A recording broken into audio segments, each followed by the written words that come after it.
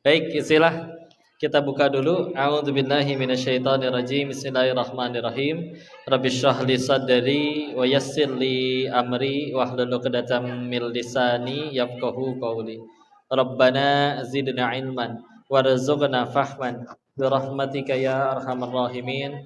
Subhanaka la ilma lana illa ma 'allamtana innaka antal alimul hakim. Allahumma inna as'aluka ilman nafi'an wa rizqan thayyiban wa amalan mutaqabbalan. Amin ya rabbal alamin. Bismillahirrahmanirrahim. Assalamualaikum warahmatullahi wabarakatuh. Waalaikumsalam warahmatullahi wabarakatuh. Alhamdulillahi rabbil alamin. Alhamdulillahilladzi khalaqal mauta wal hayata liyabluwakum ayyukum ahsanu amala wa huwal azizul ghafur. Segala puji teruntuk hanyalah kepada Allah yang atas nikmat, karunia, kuasanya kita bisa berkumpul di majelis ini untuk sama-sama mengingat Allah, mempelajari sesuatu yang membuat kita tambah dekat kepadanya. Ya.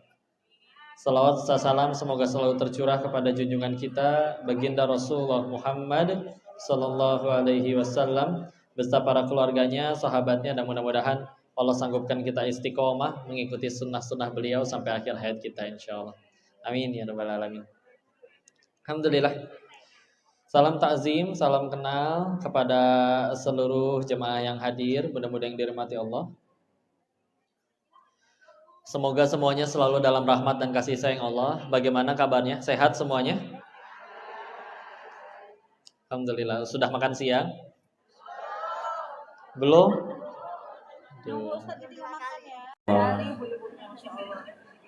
Ya udah, silahkan makan dulu ya. Alhamdulillah. Baik, istilah. Insya Allah, terima kasih diizinkan ngaji bareng di sini, bareng dengan istri tercinta. Alhamdulillah, mohon selalu doakan kami juga. Dan tema yang dibahas tadi judulnya wirausahawan yang terbaik menurut Islam. Baik, istilah ya. Kalau pengen jujur, ini tema yang saya kurang serak sebetulnya, ya. Karena ilmu itu harus disesuaikan berdasarkan keadaannya, ya. Ini juga nyesuaiin keadaannya dulu nih. Ini karena ini arisan owner Soleha Tangguh. Ini berarti Soleha Tangguh semua ya. Pengusaha. Berarti insya Allah ini saya memandangnya sebagai bunda-bunda yang datang ke sini haus akan ilmu. Bukan sekedar ngaji, lucu, ketawa ketiwi, selesai pulang. Bukan yang begitu ya. Berarti insya Allah ini pengen semuanya dibikin full ilmu atau pengen bercanda-bercandaan aja? Hah? Baik, istilah. Maka balik lagi. Ilmu itu dulu Nabi menyampaikan sesuai dengan keadaan. Ya. Sebagaimana contoh, dicontohkan oleh sahabat mulia Muaz bin Jabal radhiyallahu anhu. Ketika mendapat suatu ilmu dari Nabi, ilmu yang luar biasa, lalu ketika ditanyakan kepada Nabi, boleh enggak saya sampaikan kepada para manusia? Kata Nabi, jangan. Ilmunya bagus. Apa yang dinasihati? Barang siapa meninggal mengucapkan la ilaha illallah, masuk surga. Bagus enggak ilmunya? Tapi Nabi memandang di saat itu, jemaah, umat belum siap. Yang kalau tahu di awal, gampang ngegampangin ibadah nantinya. Kendor. Ya. Karena kita lihat 10 sahabat yang dijamin surganya sama Nabi, setelah mendengar Nabi bersabda kayak gitu, ibadahnya kira-kira makin kendor atau makin semangat? Makin semangat. Ya. Maka di akhir hayatnya disembunyikan begitu lama oleh Muaz bin Jabal radhiyallahu anhu, sampai akhirnya nanti sebelum beliau wafat disampaikan karena tidak ingin menyembunyikan ilmu. Ya. Dan juga dari sahabat mulia Abu Hurairah radhiyallahu anhu, beliau pernah berkata, aku mendapatkan ilmu dari Nabi itu, kalau beliau menggunakannya kata karung, 3 karung istilahnya. Yang aku sampaikan kepada kalian itu hanya 1 karung. Jadi baru 1/3 dari semua yang disampaikan Nabi ada yang beliau sembunyikan. Bukan berarti beliau pengen nyembunyiin ilmu, enggak. Tapi memang ada suatu hal yang memang enggak semuanya harus disampaikan. Kecuali dipilihkan mana saja yang paling baik yang membuat kita tambah dekat kepada Allah. Ya. Makanya ini Masya Allah mereka ijab. Dan izin ya, bicara menjadi kaya di zamannya para nabi, itu adalah sesuatu yang kami bilangnya tuh kayak gini. Cuman efek samping. Ulangi. Beneran, efek samping. Bukan sesuatu yang izin punten bisa. Kalau kita mah kayaknya sekarang ya sholat duha pun biar pengen jadi kaya. Baca Al-Waqiah biar rezeki lancar. Kenapa emang kok? Emang nggak boleh? Boleh, bagus. Mintanya masih ke Allah. Nggak apa-apa, alhamdulillah. Tapi punten, terlalu dangkal dan terlalu kecil kalau yang kita harapkan hanya itu. Ya. Sedangkan punten permisi ya. Kita benar-benar jadi hamba yang lillahi ta'ala, takwa, jujur, tawadu, amanah, dekat sama Nabi, gak berani ngambil hak orang lain. Kira-kira orang rebutan gak pengen kenal sama kita? Ya, dulu sahabat Nabi kayak gitu soalnya. Ya, bahkan ada riwayat dari Abdurrahman bin Auf radhiyallahu anhu, beliau sampai menyebutkan setelah perang Khaybar di tahun ke-7 Hijriah, Nabi meninggalnya di tahun ke-10 Hijriah, ya, 10 ke 11. Itu sampai mereka para sahabat tuh berkata, karena Khaybar itu daerah yang benar-benar subur, banyak hasil buminya, ya, panen kurma melimpah di sana. Itu nyampe para sahabat itu berkata secara harafiah, kali ini kami baru tahu bagaimana rasanya kenyang. Beneran, ya. Tapi bisa dibilang saya lagi, kalaupun kok tapi ada tuh sahabat yang tidak kaya, itu pilihan beliau. Karena memang ada orang-orang yang lebih memilih lebih mudah tambah dekat kepada Allah kalau tidak kaya. Dan ada sahabat yang ngerasa lebih mudah dekat sama Allah kalau kaya. Ya. Contoh, Amr bin As radhiyallahu anhu. Oh, beliau adalah salah satu manusia yang pergi kemanapun harus jadi pemimpin. Gak boleh gak mimpin. Ya. Dan beliau ngerasa lebih bisa dekat sama Allah kalau jadi orang kaya. Dan dibuktikan, Masya Allah. Zakatnya, sedekahnya. Tapi ada sahabat yang lain yang sampai Nabi disebutin, kalau manusia tinggal 2 di dunia, ya, kamu tetap gak boleh mimpin. Padahal soleh sahabat Nabi. Ya. Siapa beliau? Abu Dzar Al-Ghifari radhiyallahu anhu. Nabi kenal banget soalnya. Kenapa emang Abu Dzar? Bukannya orang soleh, takwa, dekat sama Nabi, ahli ibadah. Kayaknya kalau ada orang kayak gitu kita pilih jadi pemimpin deh harusnya. Tapi beliau itu jenis tawakalnya gak biasa. Ada uang berapa hari ini itu yang dihabisin. Ya. Besok gimana? Tawakal lagi. Bayangkan kalau beliau menjadi pemimpin dan menerapkan itu pada uang negara. Yuk sedekah satu Indonesia. Ya. Besok gimana masyarakat? Kita tawakal lagi bareng-bareng. Ya. Itulah kenapa Umar bin Khattab radhiyallahu anhu ketika menjadi pemimpin di zaman itu, salah satu khutbah dalam kepemimpinannya ketika baru di baiat, beliau berkata, aku akan memperlakukan harta negara seperti harta anak yatim. Karena aturannya begitu luar biasa. Ya, nggak berani. Di satu riwayat bahkan Umar bin Khattab tuh menerima impor masuk parfum minyak kasturi. Kan bungkusannya gede-gede ya, pengen dipisahin jadi kecil-kecil kayak gitu tuh, ya, biar bisa dibagikan. Minta tolong kepada orang-orang di sekitarnya, bungkusin, bagi-bagi. Ada yang iseng nanya kan, kenapa tidak engkau bungkusin, pisahin sendiri aja? Apa jawaban Umar? Aku takut ketika menyentuhnya ada sisa parfum yang melekat pada tanganku, lalu kubasuhkan ke bajuku. Demi Allah, setetes parfum pun aku nggak punya hak atas itu, karena itu untuk masyarakat. Ngejaga dirinya tuh sampai kayak gitunya, Masya Allah. Ya, nggak berani makan yang bukan haknya. Punten ya, orang kayak gitu orang rebutan demi Allah pengen dekat sama beliau. Peluang masuk, ini masuk. Jadi izin sekali lagi ya. Nabi ketika bicara terkait ngingetin tentang masalah kekayaan, Nabi itu begitu banyak mengingatkan karena yuk ada sikap yang memang harus dikuasai dulu sebelum nanti akhirnya dunia cepat atau lambat dunia akan dibukakan untuk kalian.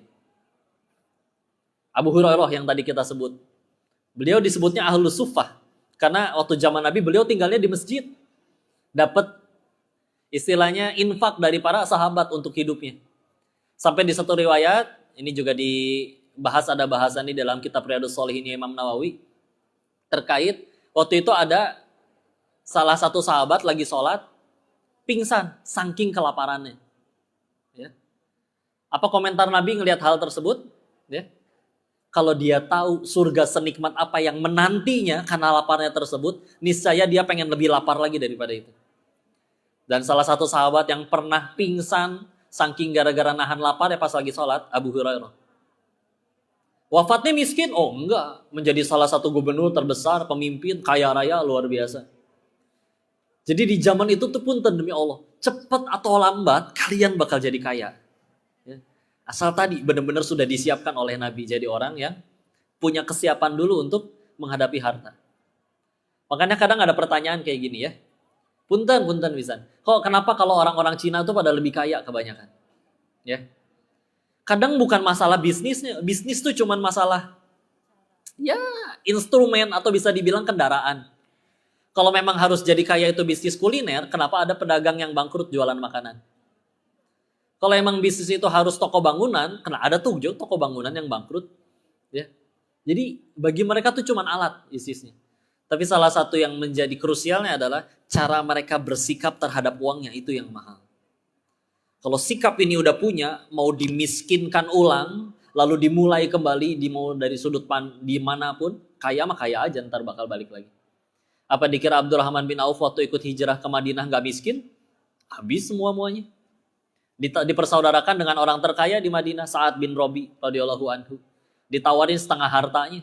Ya, enggak, cuman jawab, tunjukkan aku pasar. Ya. Masya Allah. Dan dalam waktu 3 bulan menjadi orang terkaya kedua di Madinah. 3 bulan. Ya. Emang udah punya cara sikap terhadap uang tuh udah kayak gitu. Sampai suatu ketika beliau pernah ada panen kurma busuk, satu negeri kurmanya busuk semua, diborong oleh beliau. Habis senang uangnya ya. Uangnya habis, beliau senang, alhamdulillah. Karena beliau pernah dikasih tahu, kamu hisapnya tuh paling lama. Karena saking kayanya. Ya. Tapi setelah akhirnya sampai ke rumahnya, kediamannya, gak lama ada yang ngetok pintunya. Dibukain, ternyata adalah utusan dari suatu negeri. Menyampaikan, di negeri kami kena wabah penyakit. Kata tabib di negeri kami, obatnya cuma kurma busuk.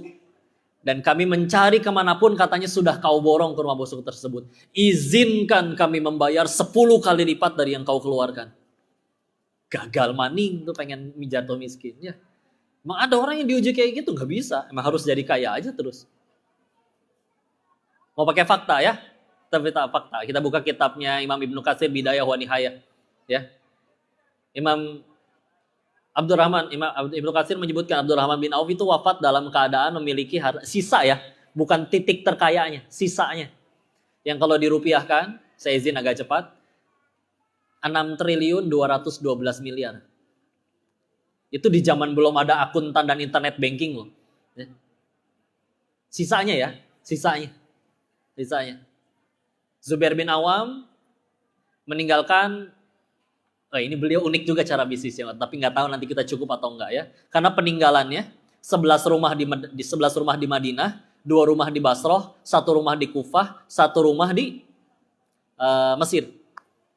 Dan ada tanah di sebelah barat dayanya Madinah. Ya. Punya anak saya izin agak lupa, punya sekitar 17 atau 19 anak. Ya. Dan semuanya masing-masing kebagian sekitar miliaran ya. Karena ketika diuangkan sisanya itu sekitar 3,5 triliun. Ya. Zubair bin Awam. Padahal uniknya beliau itu meninggal itu ninggalin utang. Tapi bukan karena beliau hidupnya nggak benar, enggak. Tapi di zaman itu beliau punya peranan seperti ibarat kayak jadi bank. Ya. Jadi orang nitip uang ke dia, tapi beliau selalu bilang kayak gini, akadnya jangan nitip, saya nggak mau kalau nitip. Karena kalau nitip ya 1 juta, kita nggak punya hak ngapa-ngapain uang itu. Kalau nitip. Maka beliau tolong akadnya saya hutang. Kalau saya, Bu, saya pinjam uang 1 juta, setelah ibu kasih boleh saya apa-apain nggak? Jadiin modal usaha, belikan barang, boleh kan?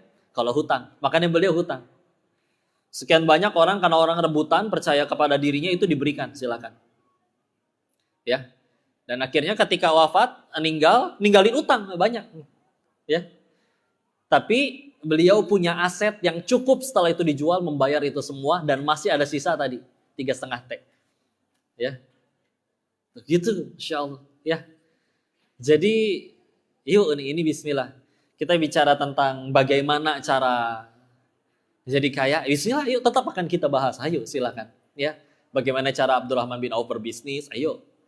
Ada bahasannya, ya. Tapi sekali lagi ya, izin ya. Yuk, kita mesti bisa memandang dulu. Ibarat ginilah, jangan tunggu kaya dulu baru sedekah. Sedekah dulu, nanti Allah jadikan kaya. Sama ya, kalau pengen dapat jodoh yang baik juga ya, jangan tunggu datang imam yang soleh dulu baru jadi soleha. Jadilah soleha dulu, nanti Allah kirimkan imam yang soleh. Bicara pengen dikejar-kejar sama duit, beneran. Jadi orang yang layak untuk jadi seperti itu dulu, dunia datang ngejar demi Allah. Ya. Dan pertanyaannya itu yang kita tidak siap. Kita lihat, kenapa orang-orang Cina izin? Mereka kadang izin ya, ada yang belum muslim. Ya. Tapi kenapa tetap bisa kaya? Selain karena itu memang cuman dunia, nanti ada bahasannya sendiri ya di beberapa hadis. Tapi karena memang mereka sudah punya cara bersikap terhadap uang, yang kalau memang itu sudah dikuasain, didisiplinkan, bismillah, duit yang ngejar-ngejar. Kitanya yang kalau misalkan belum punya sikap gimana cara bersikap terhadap uangnya itu, punten mau kayak gimana juga. Ya. Habis lagi.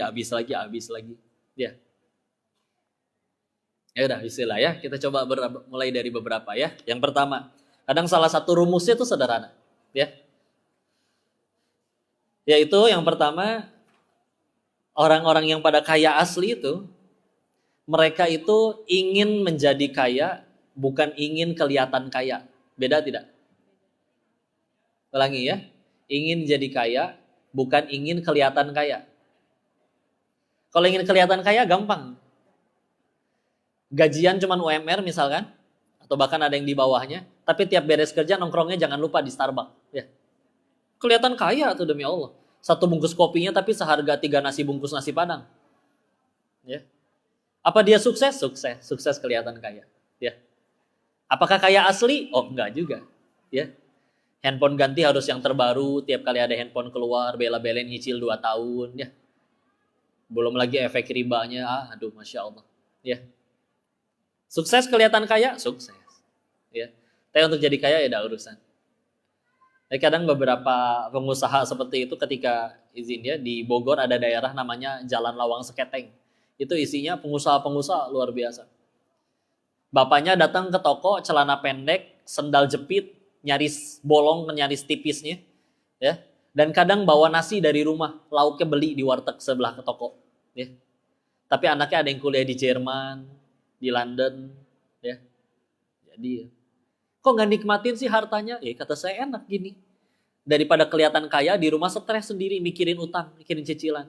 Dan kayak gini saya orang mau bilang saya, kemana-mana sendal jepit apa segala macam. Saya tiap cek rekening aman, nyaman, gitu banyak. Ya, kadang udah salah di situnya ya. Itu Masya Allah. Ya. Jadi kita akan bahas rasionya. Izin. Ingin mengutipkan, kita ke Abdurrahman dulu, izin. Tadi Buya udah kirimin yang dia tuh. Ya. Ini beberapa ya, ini dirangkumkan. Ya. Ini dari cara beliau saja. Selain tentu tadi nomor satunya jelas, mereka tuh kalau para sahabat tuh bicaranya yang paling dikejar bukan nominal, tapi adalah apa yang Allah suka. Ridhonya Allah, berkahnya Allah. Karena insya Allah mungkin ini tips-tips bisnis dari Abdurrahman bin Auf radhiyallahu anhu ini mungkin akan pernah bunda-bunda temui di buku tentang keuangan dari tokoh-tokoh misalkan siapa? Robert Kiyosaki, Anthony Robbins, atau buku-buku yang kayak motivasi-motivasi ala Amerika gitu-gitu ya. Akan pernah kita temui. Tapi yang jadi perbedaannya tadi ya, mereka yang ngejarnya yang Allah suka, bukan yang sekedar nominal aja banyak. Yang pertama, bismillah. Beliau memang lebih memilih yang keuntungannya kecil tapi banyak volumenya. Ya. Beliau, walaupun nanti ternyata cara Utsman berbisnis, cara Zubair berbisnis ada lagi perbedaannya. Tapi ini dari yang paling kaya dulu aja ya. Abdurrahman bin Auf radhiyallahu anhu. Ya. Beliau lebih pilih, gak apa-apa margin kecil, yang penting tetap ada untungnya. Tapi ya udah terus berkesinambungan. Ya. Karena sekali lagi dari awal juga yang dikejar pengen jadi manfaat buat orang nih. Ya, misalkan jualan kaos kaki, pengen ngebantu para akhwat menutup auratnya dengan sempurna. Nah, udah gitu. Untung gimana? Kalau udah bicara keberkahan, mau kecil kayak gimana nggak akan habis tuh bisa jadi. Kalau bicara keberkahan sudah Allah cabut, lihat para koruptor ya. Dapat duitnya banyak, mau ditaruh kemana? Mau nggak mau akhirnya beli villa, ya. Yang nikmatin villanya siapa? Si Mamang sama si Bibi berenang tiap hari seger. Ya. Tiap bulan digaji, lari-larian di taman kayak film India. Mama, Bibi, mau tidur di lantai berapa malam ini? Villanya kan gede. Ya. Coba yang punyanya. Ya. Belum tentu datang setahun sekali. Harus mikirin maintenance, itu dikira maintenance kolam renang segitu gede. Murah kali. Tiap bulan mesti ngegaji si Mamang sama si Bibi. Pengen diaku nggak bisa, takut ketahuan KPK. Ya. Dan yang paling repot, dihisap. Ya. Repot ya. Ya. Pengennya jadi manfaat. Ya. Dan kita tahu ya, kalau mereka kejujuran mah udah nggak usah ditanya. Ya. Ketika ditanya, ini barang, yang ini berapa, ini segini, ini segini. Kenapa yang ini murah? Oh iya, kan setengahnya udah nyaris basi. Jujur. Ya. Nggak apa-apa bilang. Saya pengen yang agak murah segini, ada sih, tapi yang ini. Kenapa yang ini lebih murah? Oh yang ini asam soalnya rasanya. Jujur silakan. Ya. Punten ya, kami ngalamin sendiri soalnya. Pilihin dong ayamnya yang bagus. Begitu nyampe rumah, ayamnya ternyata ada yang udah bau. Dia demi untung sekedar beda 5.000, 10.000, tapi kita nggak akan pernah balik lagi, gimana coba? Ya. Cukup satu kali kesalahan loh buat bikin orang nggak mau balik lagi. Dan keadaan orang itu kadang cuma dapat untungnya beberapa ribu doang. Ya. Insya Allah. Yang kedua, beliau lebih memilih cash. Gak ada ngutang-ngutangin. Ya. Beneran, gak ada ngutang-ngutangin. Gak dikreditin, gak diapain. Ya. Bukan berarti membayar dengan cara cicilan itu diharamkan dalam Islam. Boleh, ada ya. Tapi tentu kita tahu yang tidak boleh adalah nih, apa ini? Bunga, iya. Insya Allah. Boleh ya, boleh. Nyicil itu boleh dalam Islam. Ya, nyicil itu boleh dalam Islam. Tapi beliau lebih utamakan yang cash. Dan jangan tanya tentang sedekahnya Abdurrahman bin Auf. Kita kan kadang gampangin ya. Ya, selisih 10.000 aja atau apa. Beliau tanya balik, kamu niatnya mau apa? Jual beli, mau bisnis, atau mau utang, atau mau pinjam duit, atau apa? Bicara utang, 1/3 kota Madinah pernah dihutangi oleh, pernah hutang ke Abdurrahman bin Auf. 1/3 yang lainnya pernah disedekahi oleh Abdurrahman bin Auf. Coba, nyaris satu kota atau pernah ngerasain duitnya Abdurrahman. Tapi silakan, akadnya mau apa nih? Dari awal mau datangnya utang, beneran utang ya, silakan. Tapi harus dibayar berarti. Kadang kan kita mah karena takut nggak dikasih bilangnya utang. Utang deh boleh pinjem deh, gope dulu, ya. Padahal kita tahu, dia mah kaya inilah nggak akan dibayar lagi, dia mah tetap kaya. Iya, ada yang mikir kayak gitu. Tapi kalau utang, beneran kira-kira nggak sanggup bayar, mendingan minta, jeblakin sama beliau. Jangan cuma sekedar, iya saya mah nggak akan jatuh miskin menurut oleh beliau. Tapi kalau misalkan dari awal akadnya tidak jelas, ya. Jual beli, bisnis, sedekah, utang, yuk, jujur-jujuran, ya. Yang ketiga, integritas lebih penting daripada uang. Ya. Itu dia tadi ya. Ya kadang ada orang yang katanya namanya, yang penting mas saya mah nama baik ya. Nama baik Den, ya kayak gitu ya. Tapi ternyata demi keuntungan sebagian, akhirnya integritasnya hilang. Seperti yang tadi ya. Iya nih dapat untung nih, yes, kejual kurma setengah busuk, akhirnya kejual dengan harga kurma yang masih utuh. Dapat keuntungan, iyalah harga kurma busuk kan harusnya lebih rendah. Tapi dia jual dengan harga kurma yang sehat. Tapi rusak integritas, dijamin gak akan balik lagi. Ya, itu nyambung sama yang tadi. Yang selanjutnya, beliau juga memang punya strategi melihat pasar yang luar biasa ya. Terkait memilih atau mencari apa yang sekiranya orang butuhkan. Ya. Ada yang luar biasa ya. Kita bertanya dulu ya. Pandemi kemarin musibah bukan? Musibah, sepakat ya. Masalah bukan? Nah, kadang yang bahaya itu bukan masalahnya, tapi cara kita menyikapi masalah.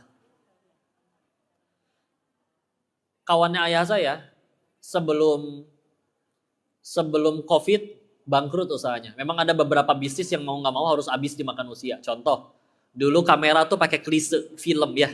Sekarang siapa yang pakai? Sekarang semua kamera udah ada, handphone udah ada kameranya.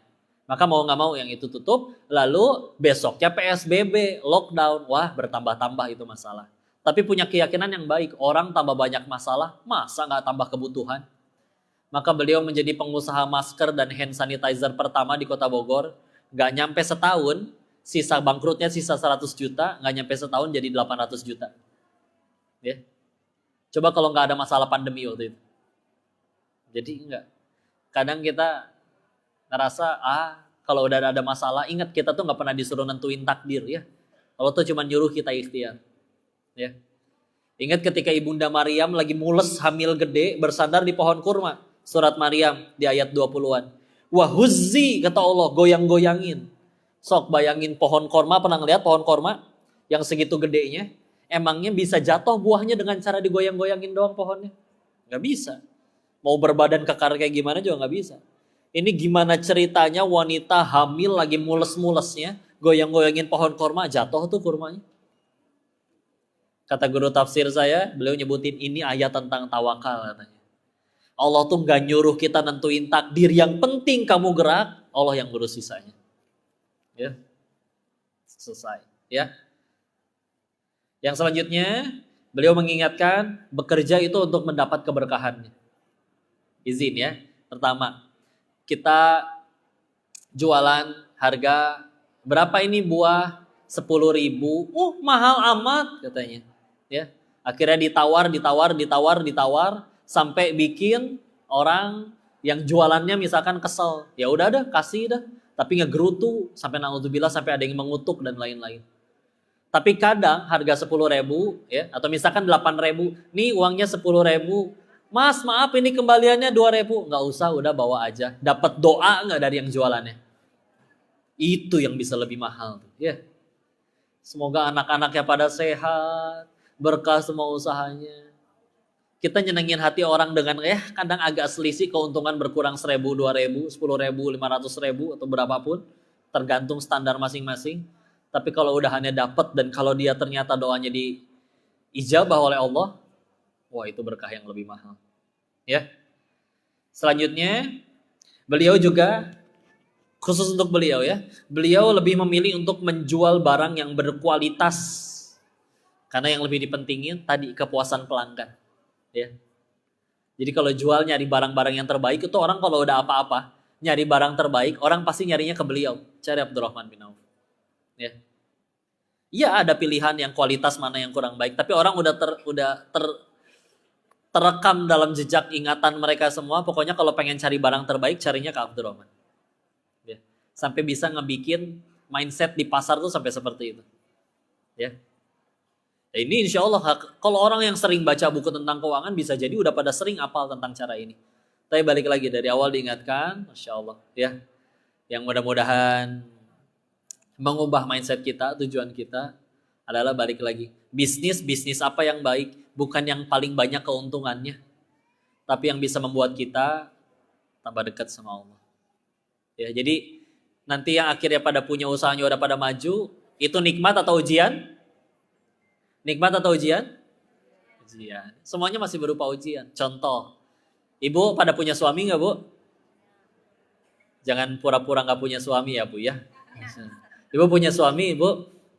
Ya. Bu, misalkan di WA sama suaminya bu. Di WA, is istri. Ya. Boleh dong suami manggil istrinya is ya. Ada apa suami? Jangan yang lain dulu bu. Ya. Begini uang belanja papa naikkan ya 100 juta. Tunggu dulu, 100 jutanya itu per minggu mah. Lihat luar biasa ya. Menyenangkan ibu-ibu tuh tinggal dikasih khayalan mereka pun udah bahagia Pak ya.